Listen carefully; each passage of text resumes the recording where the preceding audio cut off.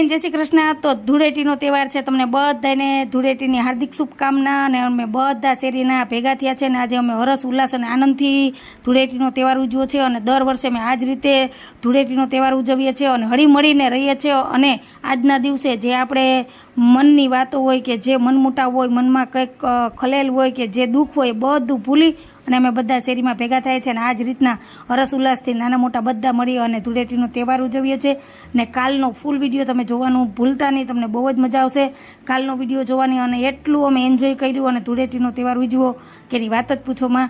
તો આ હતો મારો નાનકડો મિની વ્લોગ ને આજના દિવસે અમે માનવને પણ બહુ મિસ કર્યો, કેમ કે બધા છોકરા હતા, મારો માનવ જ નહોતો। પણ નેક્સ્ટ ટાઈમ તમને પણ મજા આવશે। તો હવે જવાનું છે આપણે માલબાપાના મંદિરે, માલબાપાના દર્શન કરાવીશ ને। જો આ વિડીયો ગમ્યો હોય તો વિડીયોને લાઈક કરજો, શેર કરજો, સબસ્ક્રાઈબ કરજો ને એક મસ્ત મજાનો કમેન્ટ કરીને જાજો। આવજો, જય ભોલેનાથ।